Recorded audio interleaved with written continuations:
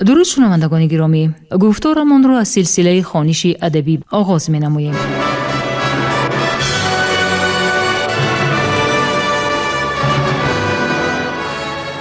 با توجه شما سلسله کتاب کسینوفونت تحت عنوان کروشنامه در ترجمه، تحریر، سرسخن و توضیحات دکتر علم‌های فلسفه پروفسور رمضان نظریف در قرائت کارمند شایسته تاجیکستان علیزاده عبدالرشید خوجمقل تقدیمتان می‌گردد. گفتار 86. سلسله مذکور با هدایت و دستگیری اساسگزار صلح و وحدت ملی پیشوای ملت پرزیدنت جمهوری تاجیکستان محترم امامعلی رحمان به چاپ رسید.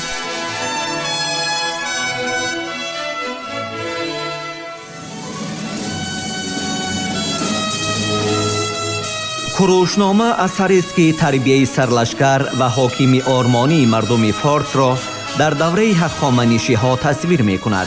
آن همچون رمانی تاریخی، ترجمه حالی و دستورنامه اداره کنی و راهبری تعبیر می شود.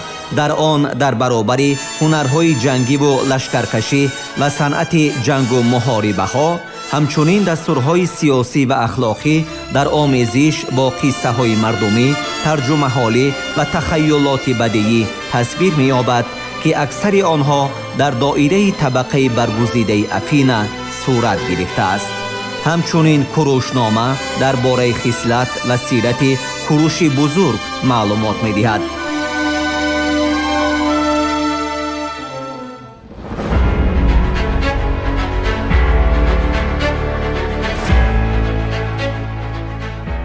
اگیسیلای بابی 11.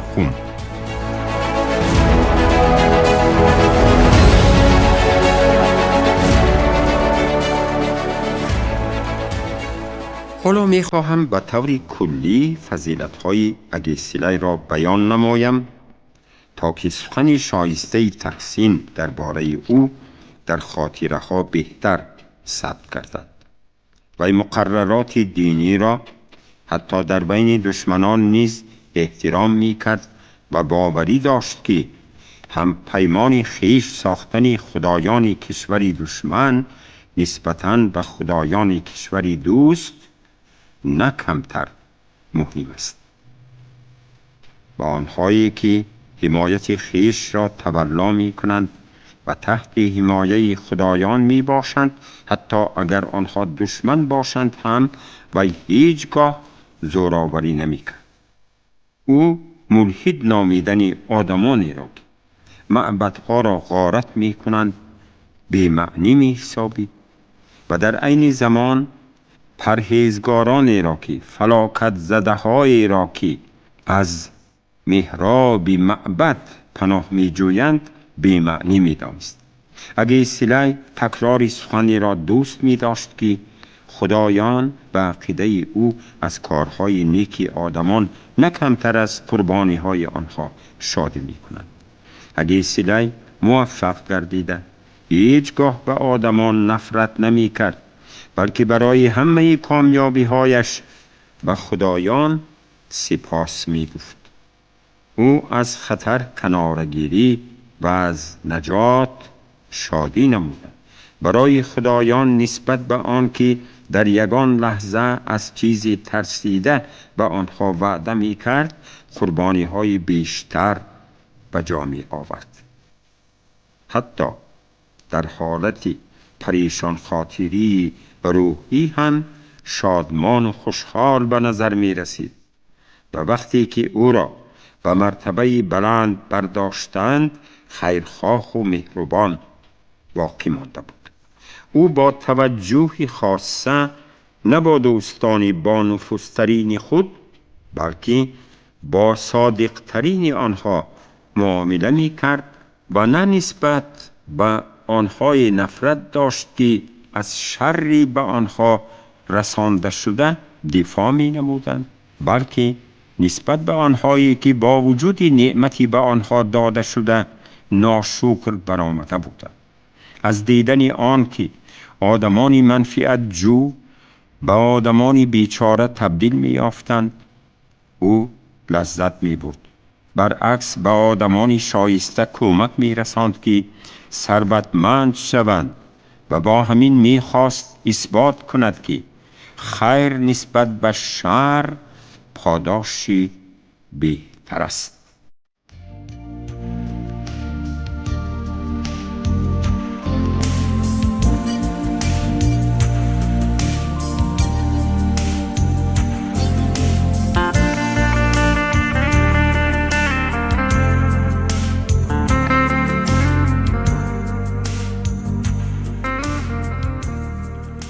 او با میل تام با هر گونه آدمان معاشرت میکرد، ولی تنها با اشراف زادگان دوستی داشت.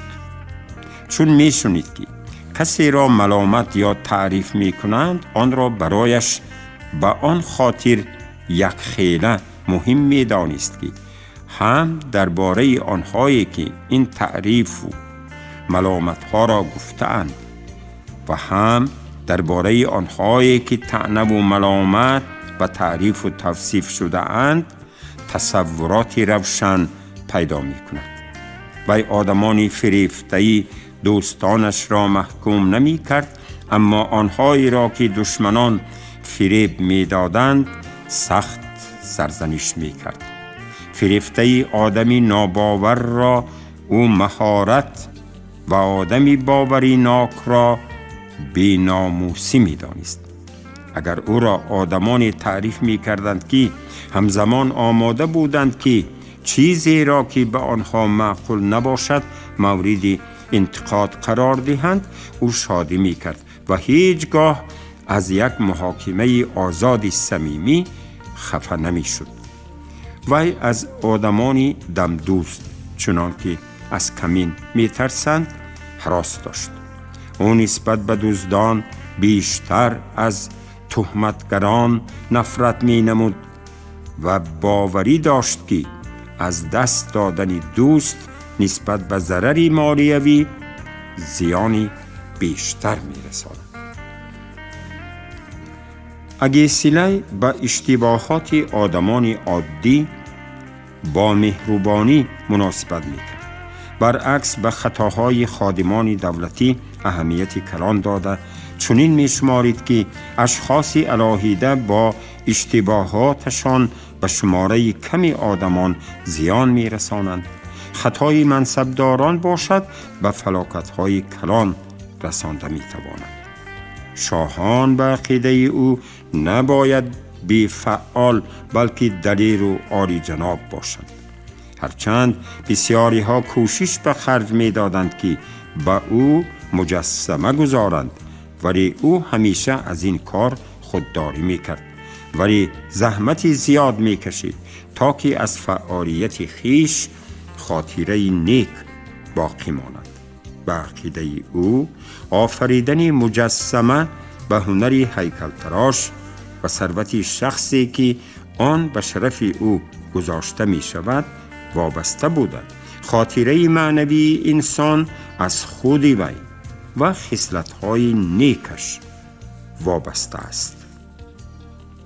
در مناسبت خیش به پول نه تنها آدمی پاک وجدان بلکه سخاوت پیشه هم بود و دست دراز نکردن به مال دیگران را نشانه ضروری پاک وجدانی می دانست، در حالی که شخصی سخاوتمند با اختیار خود مالش را تقدیم کرده می تواند. او همیشه از سرنوشت هراس داشت و باوری داشت که در زندگی موفق بودن را هنوز خوشبختی نامیدن ممکن نیست و تنها آنهایی را که راه عمرشان را با شایستگی انجام داده اند حقیقتاً خوشبخت نامیدن ممکن است. شخصی که می داند فضیلت چیست، به نظر او نسبت به شخصی که آن را نمی داند برای بی‌اعتنایی مسئولیت بیشتر را بر دوش دارد. او فقط چنین شهرتی را احترام می کرد که شخص به طفیل خدمت‌های شخصی خود به آن نائل شده باشد. به نظر من تنها شماره کمی آدمان می توانستند با او در اجرای وظیفه معنوی همچون لذت و نه وظیفه سنگین و وزنین قابل مقایسه شده تواند.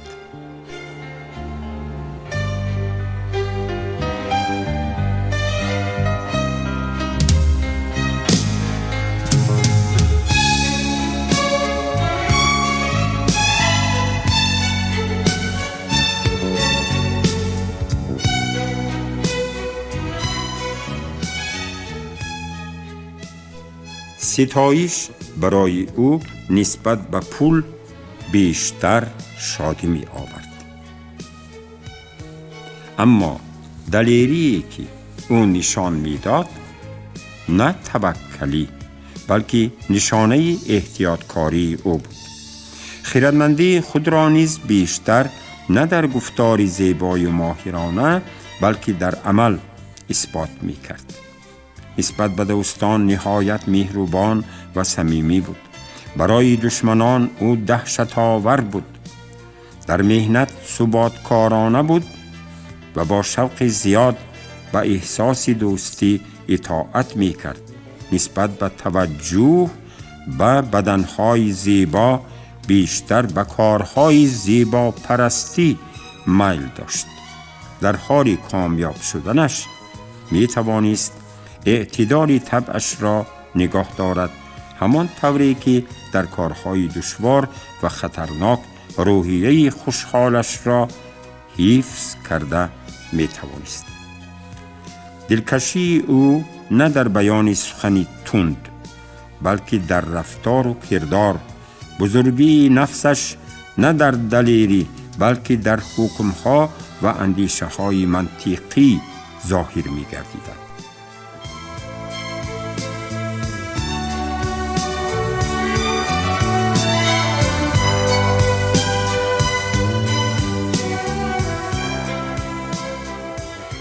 او با لباسی فقیرانه و لشکرش باشد، با مجهزات درخشان حربی توجه دیگران را به خود جلب می کرد. خود را با تأمین اشیای ضروری محدود کرده به دوستانش سخاوتمندانه مکافات می داد. به ضمن این وی حریفی از همه خوفناک بود، ولی هنگام پیروزیش نشانه نادری انسان دوستی نشان میداد. برای دشمنانش فریب دادن او غیر امکان بود، اما برای دوستانش شخصی با اعتماد ترین به حساب می رفت. دوستان خود را پیوسته محافظت کرده، همیشه کوشش می کرد که به دشمنش ضرر رساند.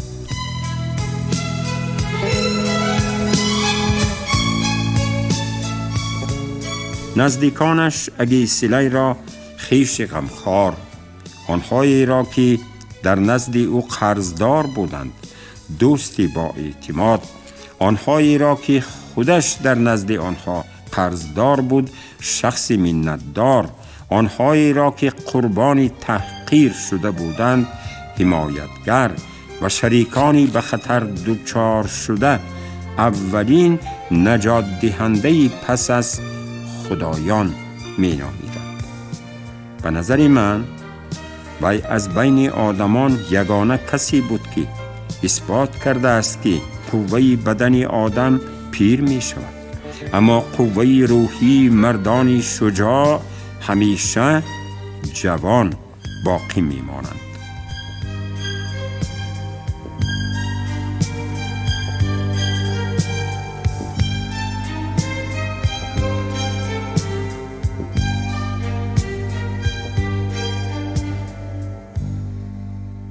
وی مانده نشده، سعی و کوشش به خرج می داد که برای خود شهرتی بزرگ و زیبایی به دست آورد، در حالی که جسمش دیگر به آرزوی و امید و قوه روحی او موافقت کرده نمی توانست. در حقیقت مگر پیری او از جوانی هر یک آدم دیگر جالبتر نبود؟ کدام شخصی دیگر که در اوج عالی حیاتش بود مثل اگیسیلای که الکی در سالهای تنزل خود قرار داشت برای دشمنان به این حد دهشتناک بود. مرگی که برای دشمنان از همه بیشتر خرسندی آورده است، گرچندی که او در سن پیران سالگیش وفات کرد.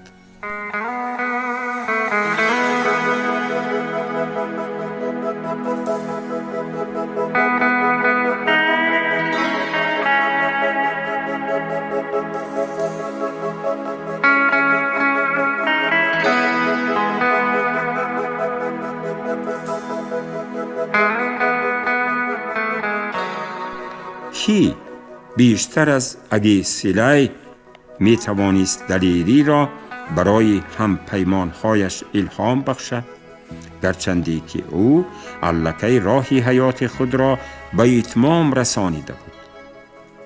دوستان برای کدام شخصی جوان به مثل اگیسیلای ماتم گرفتند، گرچندی که او در پیران سالیش وفات کرد.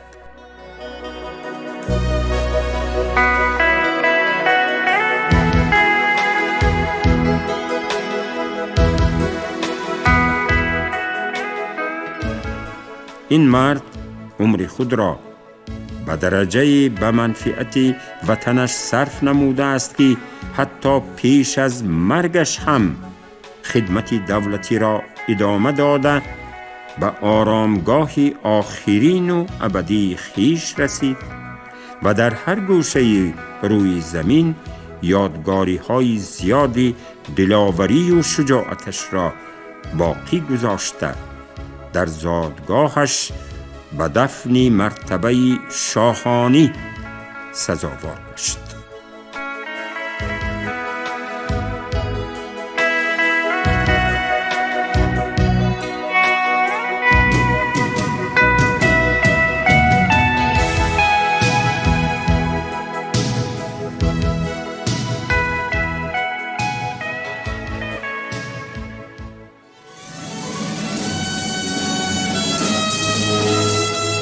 کروشنامه اثری است که تربیه سرلشکر و حاکم آرمانی مردم فارس را در دوره هخامنشی ها تصویر می کند.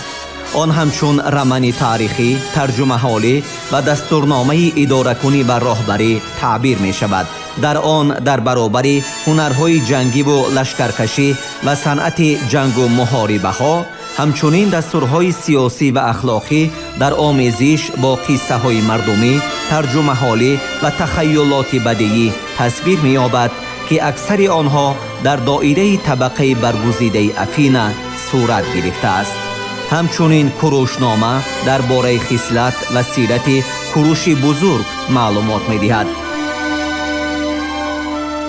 شما گفتاری 85 را از سلسله خوانش ادبی از روی اثر کسینافوند تحت عنوان کروشنامه در ترجمه، تحریر، سرسخن و توضیحات دکتر علم‌های فلسفه پروفسور رمضان نظریف در قرائت علیزاده عبدالرشید خوجمقول شنیدید. کارگردان شیرعلی نغزلی، صدا بردار کریم جان حمیدزاده.